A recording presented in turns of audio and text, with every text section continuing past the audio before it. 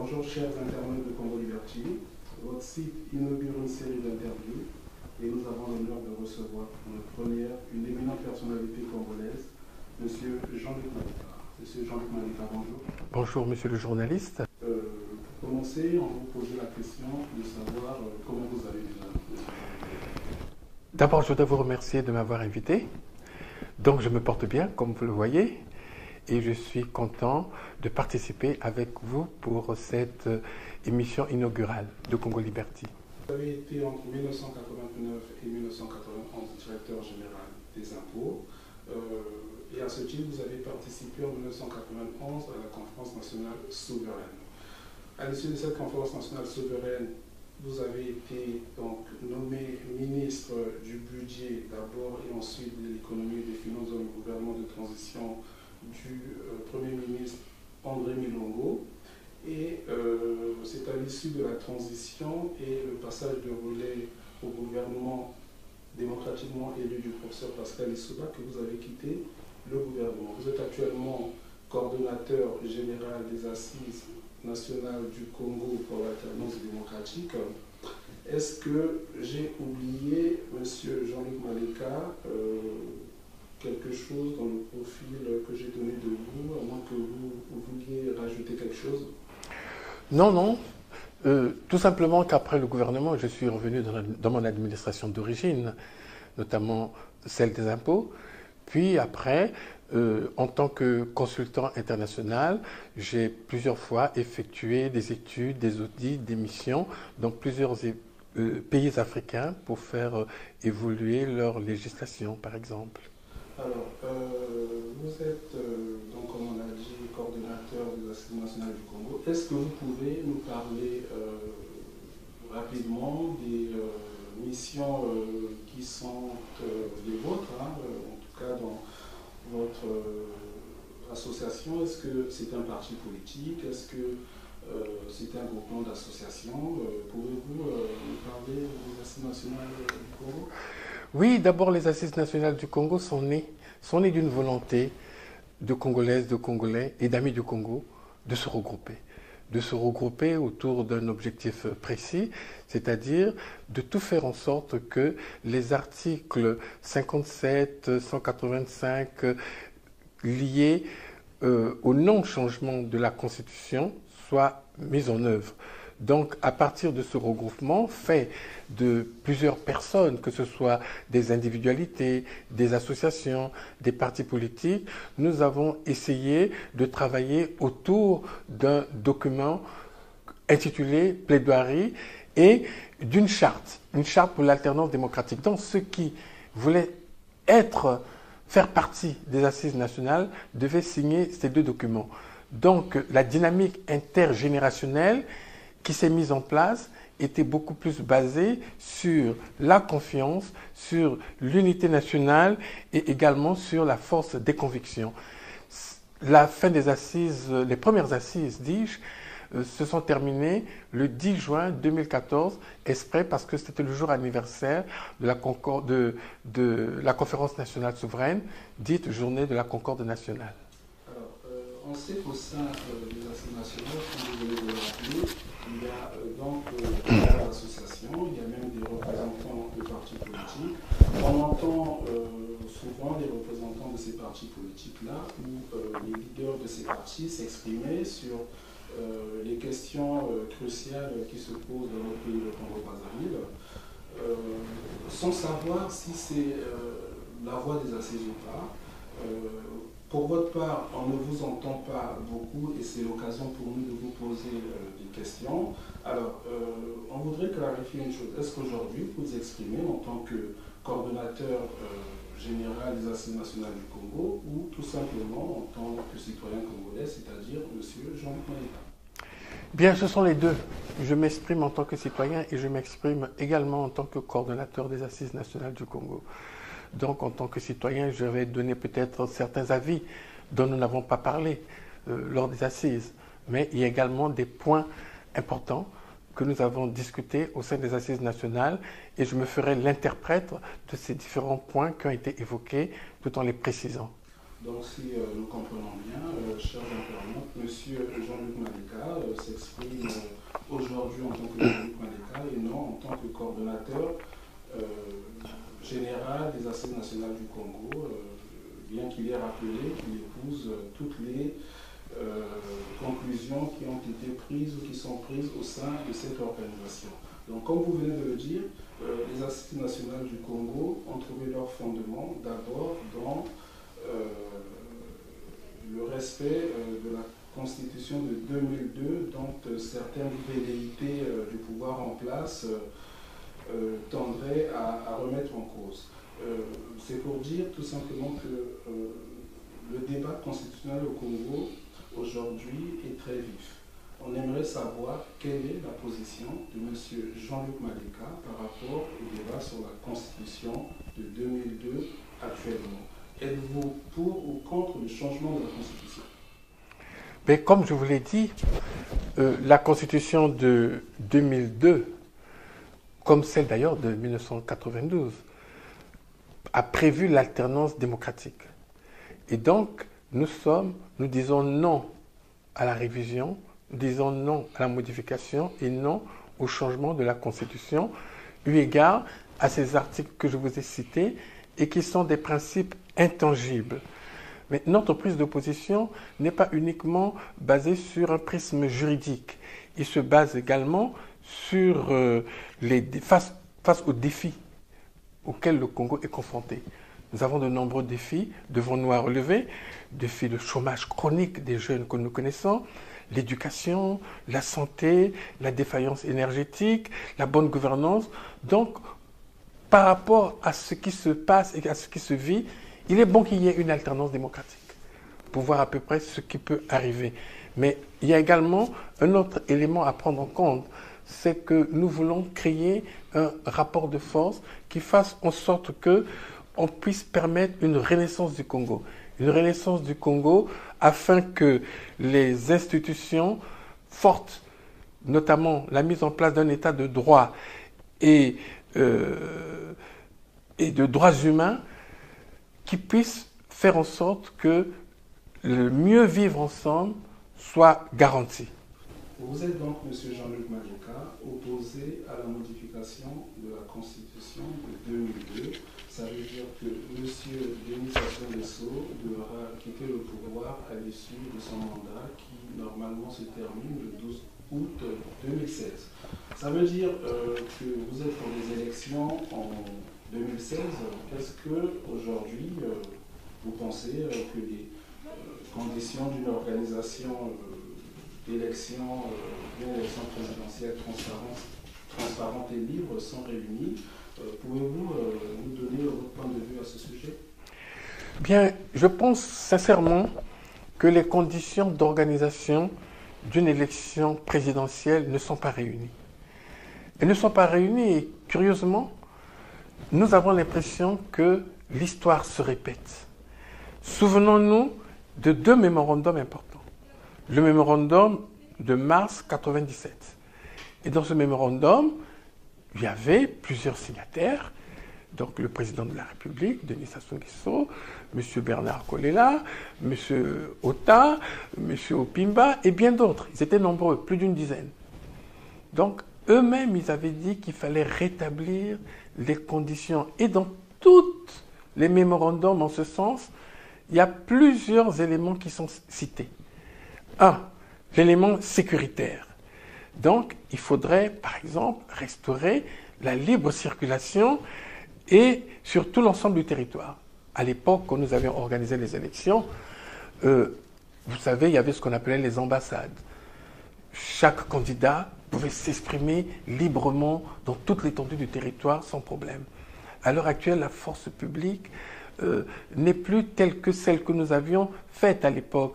Aujourd'hui, elle est basée sur, elle s'est ethnicisée et il y a eu la guerre, le ramassage des armes de guerre ne s'est pas opéré et il y a plusieurs autres éléments qui étaient également comprises dans ce mémorandum, la mise en place d'une commission électorale indépendante.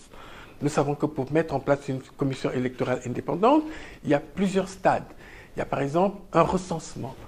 Nous, à l'époque, on s'était peut-être basé sur ce qu'on appelait le recensement pour l'habitat, RDPH, recensement de la population et de l'habitat. Aujourd'hui, tout ce qui concerne le fichier électoral, même le découpage électoral, les listes, la proclamation des élections, tout ce processus ont été truqués et même tronqués. Et si je peux me permettre, M. Jean-Luc Malika, vous êtes en train de nous dire que les conditions ne sont pas réunies, que le fichier électoral est tronqué. Tout ce que vous venez de rappeler, est-ce que vous pensez qu'on sera dans les temps d'ici la fin du mandat de M. Denis Sassou Nguesso?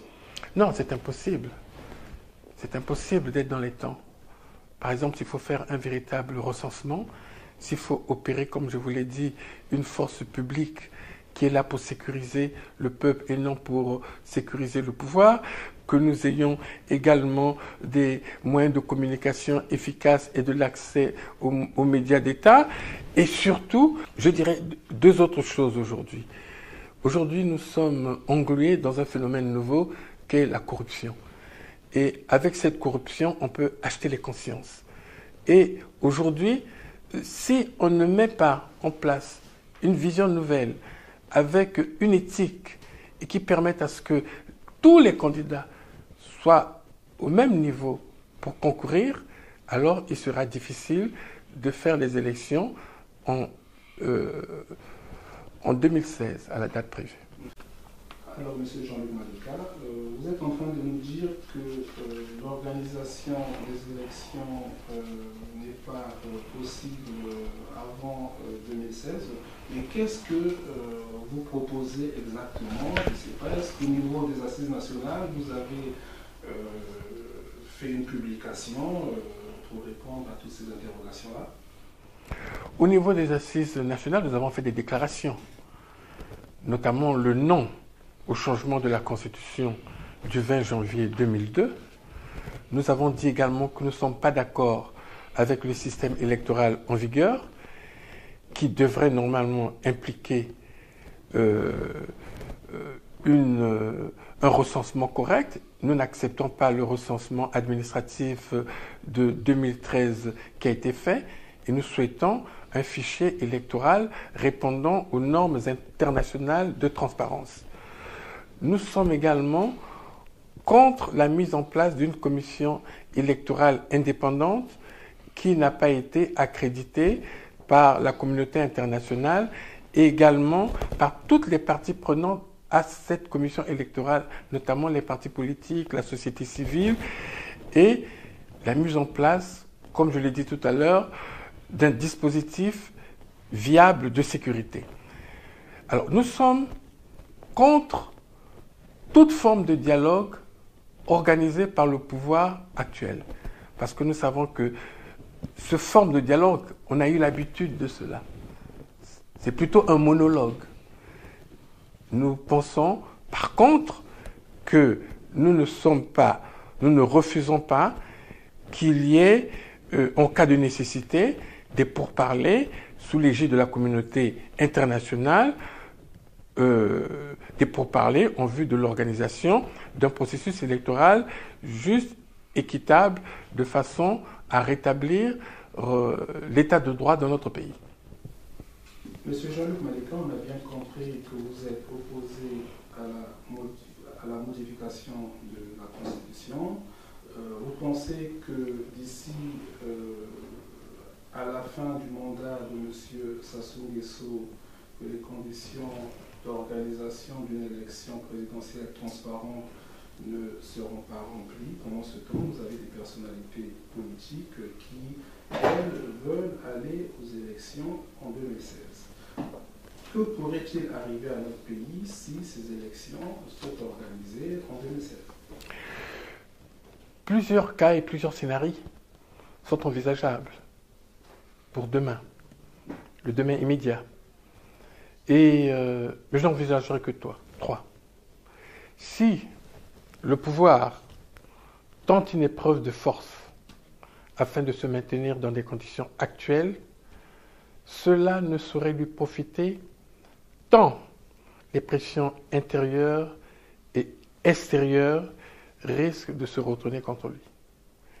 Si le président actuel applique les dispositions de la Constitution telles qu'elles sont stipulées et que les élections se fassent dans la configuration des listes électorales actuelles, nous serons confrontés à l'échéance 2016. Nous risquons d'être confrontés à nos vieux démons, à la violence liée au chaos des ambitions. Cela nous est déjà arrivé par le passé. Je crois qu'il y a une troisième voie qui devrait s'imposer. Une troisième voie, celle dont je voudrais être porteur, notamment une transition apaisée, qui aurait pour but de restaurer l'autorité de l'État en stoppant l'hémorragie financière organisée par quelques-uns à leur profit et enfin de redonner au pays des institutions viables, fortes, qui préviendraient que, à l'avenir, des nombreuses dérives que nous avons constituées, que nous constatons, ne se reproduisent pas. Cela permettrait également au Congo de se remettre de ce douloureux passé que nous avons et faire en sorte que le pays soit remis sur de bons rails et que la démocratie et le progrès puissent prévaloir dans le cadre d'une alternance, et non pas seulement une alternance, mais une véritable alternative. Alors, vous êtes en train de nous parler, si j'ai bien compris, d'une transition dont vous êtes le porte-voix aujourd'hui. Vous avez été, dans une vie antérieure, ministre d'un gouvernement de transition. Pensez-vous qu'une transition aujourd'hui au Congo serait acceptée? On voudrait savoir si vous y avez réfléchi. Est-ce que ce gouvernement de transition-là serait le résultat de ce qu'on pourrait appeler un dialogue ou un bongi? Oui, les Congolais ont toujours su, à travers leur histoire, organiser un bongi intercongolais qui puisse mettre en place des institutions de transition. C'est un peu ce qui nous est arrivé lors de la conférence nationale souveraine. Et je prendrai un adage en disant que lorsqu'on a pris un mauvais chemin, il n'y a pas plus hasardeux que d'en prendre un autre qui peut nous amener à des endroits inconnus. La sagesse recommanderait qu'on fasse demi-tour, qu'on revienne au point d'intersection avant ces bifurcations et à partir de ce moment, on trouvera le bon chemin. Et c'est pour ça que ce Mbongi que nous voulons de nos voeux, qui pourrait rassembler tous les Congolais, que ce soit ceux du PCT, ceux de l'opposition, ceux de la société civile, ceux de la diaspora, je crois que une fois tous réunis, nous pouvons trouver les voies et moyens pour arriver à une transition qui non seulement permettrait à ce qu'on arrive à une véritable alternance et alternative politique, mais faire en sorte que le Congo puisse se mettre sur de bons rails. Dès que la transition est en train de prendre du chemin, il y a une tribune de maître Aloïse Mugelino Massengo qui va dans ce sens-là. La question aujourd'hui est de savoir, cette transition, vous la voulez avant la fin du mandat de M. Sassou Nguesso ou après son départ, c'est-à-dire après 2016. Pouvez-vous nous dire, s'il vous plaît, quelle est votre position à ce sujet? Je pense que, comme nous avons dit, le président de la République actuel, son mandat se termine au mois d'août 2016. Et j'ai bien dit que les conditions n'étaient pas réunies pour que les élections se fassent. À partir de ce moment, je pense que tous les Congolais peuvent se retrouver et c'est de là que nous déciderons de cette transition, y compris la durée, y compris le contenu, y compris quelles sont les institutions qui devraient être mises en place.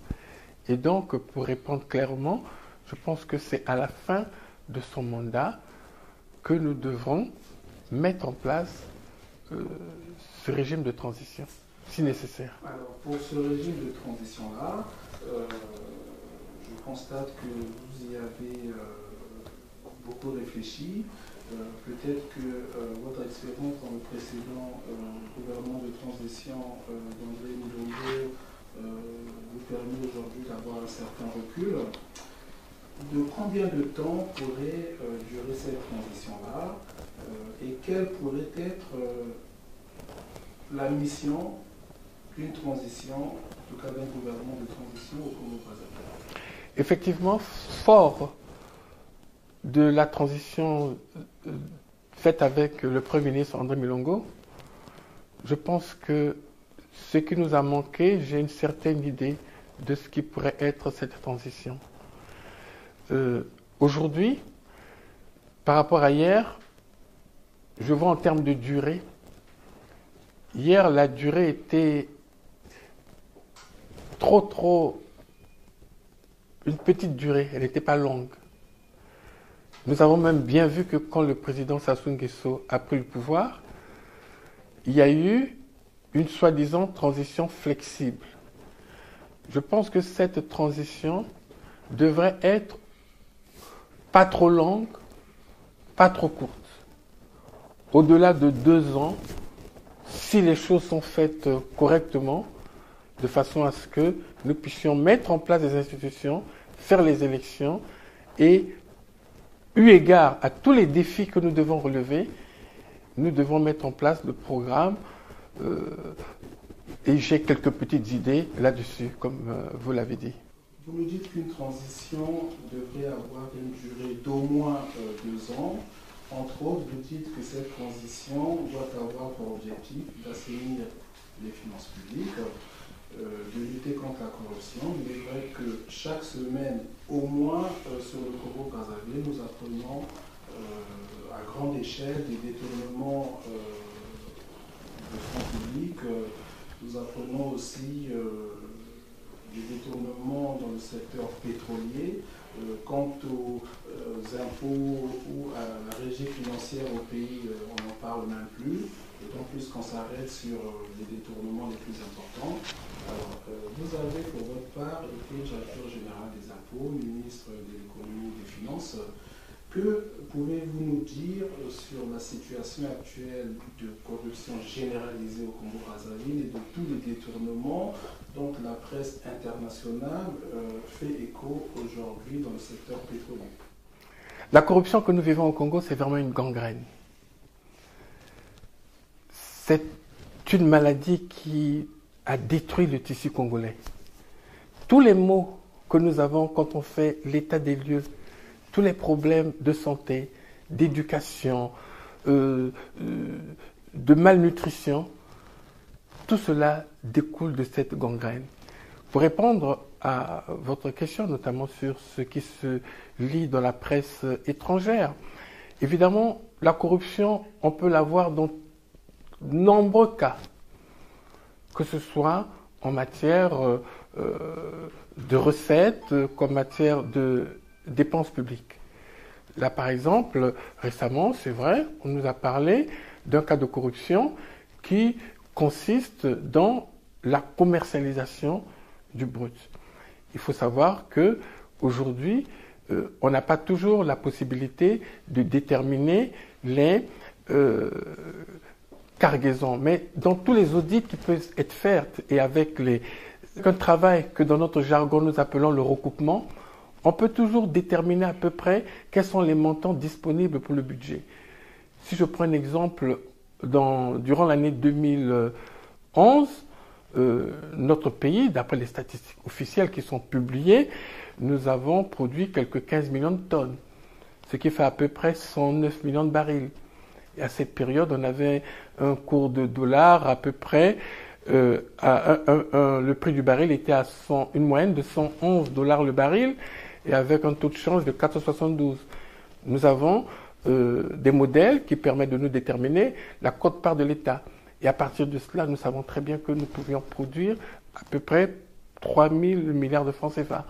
Mais quand on voit à peu près ce qui est inscrit en termes uniquement dans les comptes du Trésor public, en matière d'encaissement, nous avons sans doute un montant de plus de 2000 milliards. Et il faudrait faire ce recoupement avec les différentes, comment dirais-je, avec les différents commercialisations qui se font à travers les cargaisons, par exemple.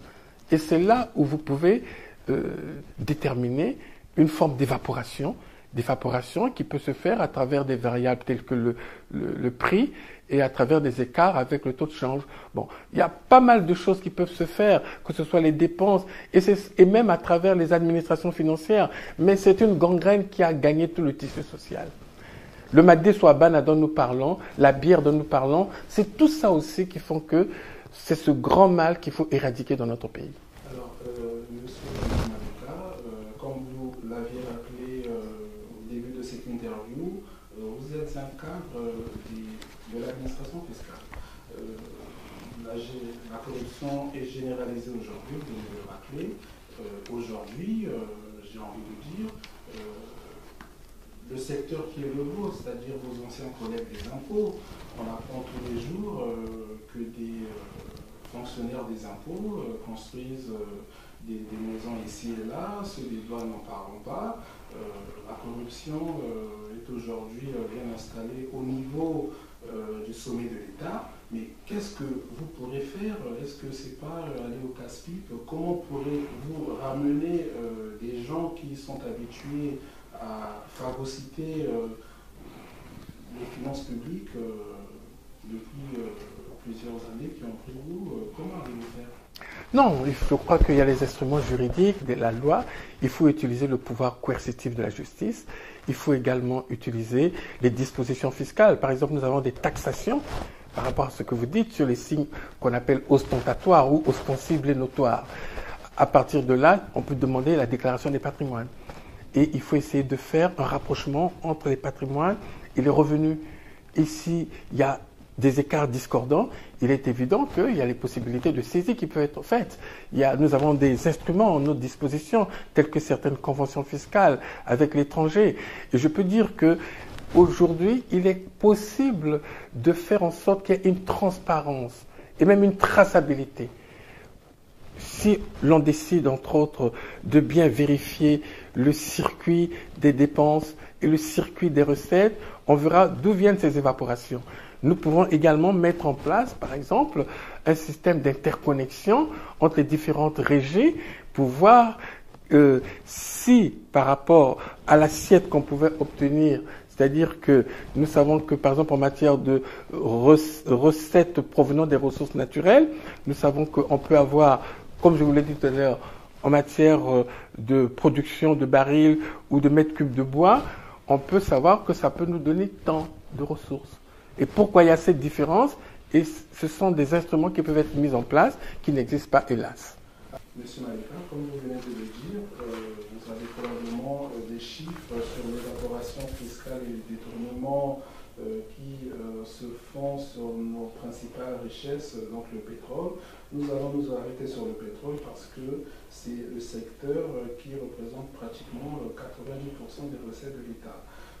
Aujourd'hui, la redistribution de la richesse nationale est en panne et au profit de la famille régnante au Congo-Brazzaville. Comment pourrait-on demain imaginer une redistribution saine de la richesse nationale dans notre pays? Avant d'imaginer le problème de la redistribution nationale, j'ai lu récemment le dernier rapport de la Cour des comptes et de discipline budgétaire. À travers ce rapport, il y a des données qui sont là. Et à partir de ces données, comme je vous l'ai dit, en matière de recoupement, on peut savoir à peu près combien on pourrait obtenir si les choses étaient faites correctement. Et on sait que plusieurs canaux peuvent être utilisés. Pas seulement pétrolières. Tout à l'heure, nous avons parlé du domaine de la commercialisation. Il peut s'agir également de plusieurs domaines, comme on voit par exemple dans les statistiques de la loi de finances. Le principe même, ce qu'on appelle l'unicité budgétaire, n'est pas réalisé. c'est-à-dire l'unicité budgétaire, on met en place toutes les recettes brutes et toutes les dépenses brutes. Or, nous avons parfois des recettes nettes.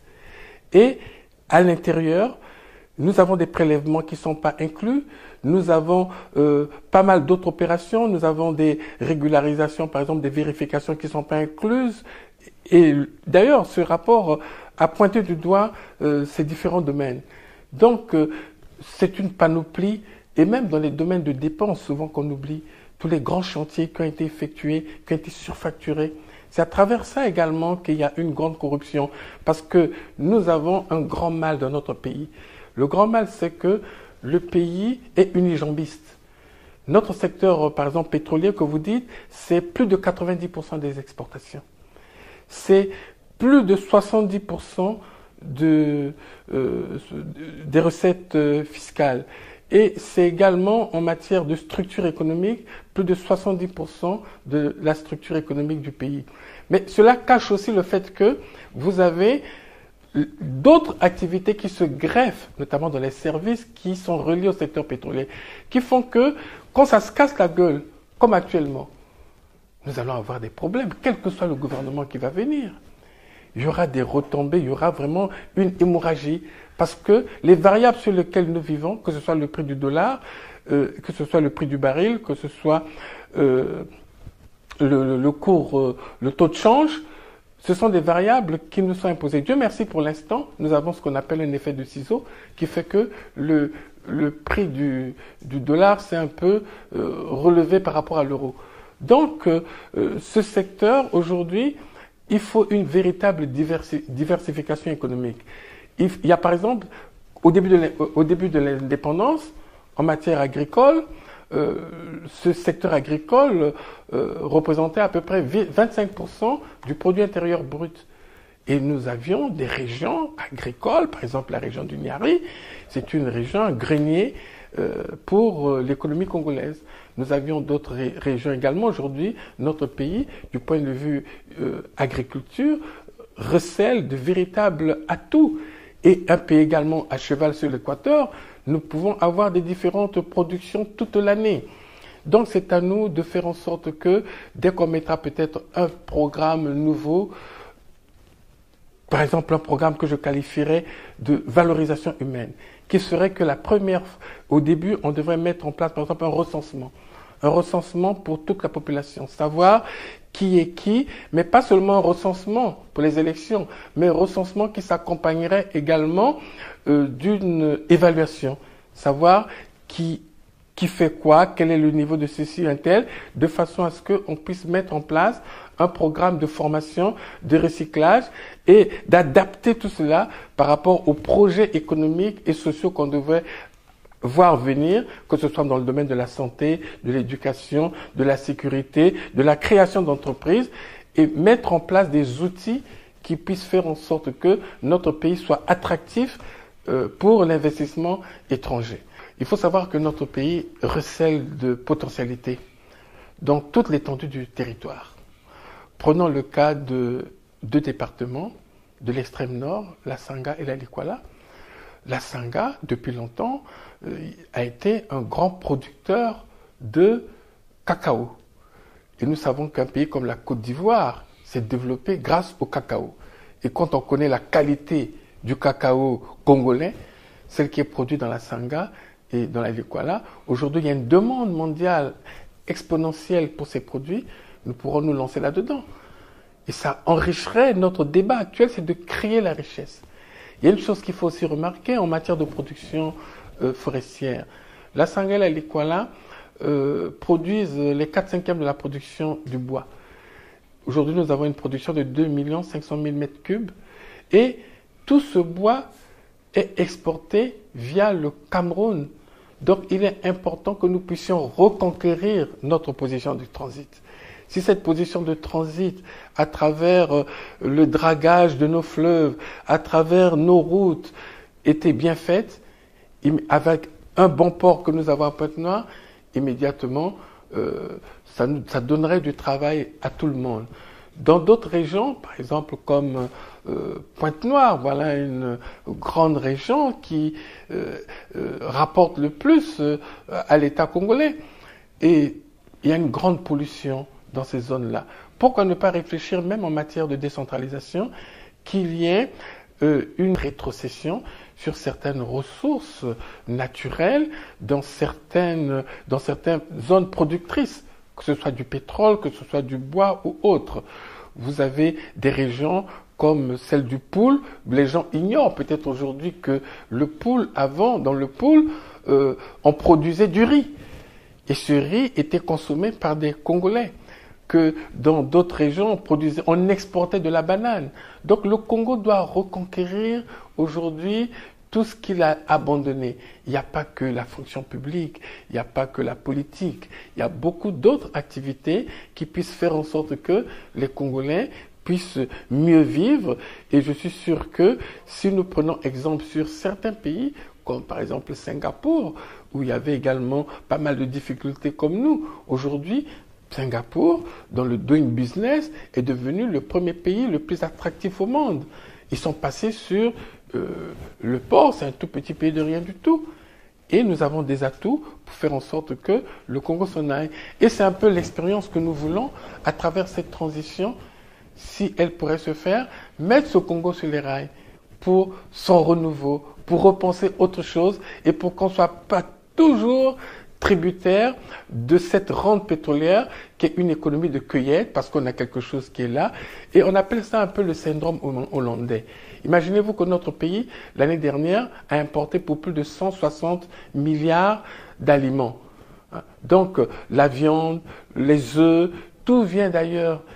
Alors que nous avons toutes les possibilités, les capacités d'avoir du poisson, des légumes, des primeurs, de la viande. Alors, Monsieur Jean-Luc Maleka, on voit que vous avez beaucoup réfléchi sur les problèmes du Congo, vous faites des propositions. Est-ce que vous serez candidat d'un éventuel gouvernement de transition? Apparemment, on voit qu'il y a beaucoup de Congolais qui sont en train de se mobiliser derrière vous avec les assises, mais plusieurs associations et partis politiques se rapprochent de vous. Accepteriez-vous de mener une transition? Bon, d'abord, il faudra que l'idée de la transition puisse avancer dans l'esprit de la plupart de nos compatriotes. Comme vous le savez, j'ai eu l'honneur de participer à un gouvernement de transition, mais comme vous le savez également, pour participer à un gouvernement de transition tel que ce fut le cas, on est passé par les élections. Donc c'est le peuple qui a choisi Monsieur André Milongo, les conférenciers qui étaient là, qui l'ont choisi et c'est pour cela qu'il a pu diriger cette transition. Si d'aventure un tel cas arrive, ben, ce sera au peuple congolais de le décider lui-même. Mais si je comprends bien, vous n'êtes pas du tout opposé au fait qu'une candidature se porte sur vous. Vous n'êtes pas en train de réfléchir à tout ça sans que vous ayez l'idée peut-être demain, qui sait, de participer à un gouvernement de transition ou à la reconstruction du pays parce qu'à travers les consultations internationales que vous menez, pourquoi ne pas en faire profiter à votre pays? Non, bien entendu, je ne refuserai pas d'en faire profiter à mon pays si le cas se présenterait, le cas échéant. Il est tout à fait normal que chacun puisse apporter le peu qu'il puisse apporter dans ce pays. Mais comme je voulais peut-être pas totalement souligner, je crois que pour demain, ce qu'il faut, c'est mettre l'éthique dans le travail, dans les mœurs congolaises. Parce que l'éthique, il faut le savoir, ça doit être d'abord intégré dans l'esprit, dans les cœurs, mettre en avant des valeurs. Et ça, c'est ce que nous devons transmettre aux générations qui se suivent et qui vont se succéder. Dès lors que cette éthique est incluse en nous et que ça se réalise, ça se concrétise à travers les actes, c'est ça qui permettra de faire échec à toute forme de dictature que nous connaissons et qui pourra être le levain d'une véritable démocratie. Monsieur Maleka, vous ne vous exprimez pas beaucoup dans les médias, pourtant on sait que vous faites beaucoup de lobbying, on vous a vu dernièrement aux États-Unis, on sait aussi que vous étiez au Parlement européen, que vous avez aussi mené une mission en Russie et dans plusieurs pays européens. Oui, ben, c'est vrai. Il y a des proverbes exprès qui disent parfois que le silence est d'or, la parole d'argent. Bon, c'est vrai que l'on m'a pas beaucoup vu dans les médias, je ne passe pas souvent. C'est souvent le reproche également qu'on me fait. Je répondrai également en parlant comme Mirabeau. Le silence des peuples est la leçon des rois. Monsieur Jean-Luc Malika, on voit que vous réfléchissez sur le devenir de notre pays.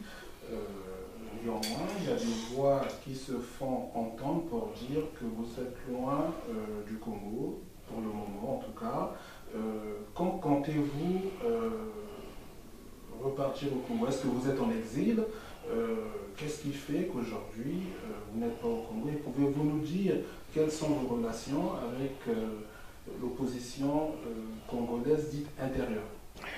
Oui, non, je ne suis pas en exil, je ne suis pas exilé. Je suis ici parce que actuellement, étant retraité, je fais, comme je vous l'ai dit tout à l'heure, de la consultation internationale. Et c'est pour ça que je sous-traite beaucoup de travaux et je suis en contact étroit avec bon nombre de mes compatriotes et je me rends de temps en temps au Congo, mais je sais que d'ici peu, je rentrerai au Congo et le moment venu, je vous préviendrai. Monsieur Malika, nous arrivons au terme de notre interview. Est-ce que vous avez un dernier mot? Oui, mon dernier mot, je voudrais un peu parler des pères fondateurs du Congo. Les pères fondateurs que furent Mathieu André, que furent Félix Tshikaya, ceux de l'indépendance, le président Fulbert Yulu, Jacques Opango. Tout cela voulait du bien du Congo. Et cela s'est vu dans leur façon d'être. Et aujourd'hui, nous sentons qu'il y a ce que je qualifierais d'un emprisonnement mental, d'une prison mentale qui a fait que nous, les Congolais, nous ne sommes plus ce que nous fûmes. Nous devons reprendre ce rêve des pères fondateurs du Congo. Ce rêve où ils voulaient que les Congolais vivent bien, qu'ils puissent manger chaque jour, qu'il ait un niveau d'éducation le meilleur. Nous, c'est ce que nous avions connu. Donc, dès que nous avons quitté la colonisation, notre pays était en pointe parmi les autres. Aujourd'hui, il est dans les profondeurs du classement. Mais maintenant, si nous avons des objectifs pour demain, dans ces objectifs, nous voulons faire en sorte que la qualité de la vie du Congo soit parmi les meilleures en Afrique, que le niveau d'éducation, la production agricole, le niveau sportif et combien d'autres données puissent être les meilleurs et fassent en sorte que le Congo de demain soit un Congo différent d'aujourd'hui, où il fait bon vivre, où enfin que nous puissions, comme le dit notre hymne national, que dans l'unité, que le Congo puisse se lever et que le soleil se lève. Monsieur Malika, nous vous remercions une fois de plus d'avoir accepté notre invitation et d'avoir participé à cette interview. Appelons aux internautes de Congo Liberty que nous ouvrons donc une série d'interviews et nous remercions tous les internautes qui sont toujours nombreux, toujours plus nombreux sur notre site. Nous vous remercions vivement en vous souhaitant une très bonne semaine.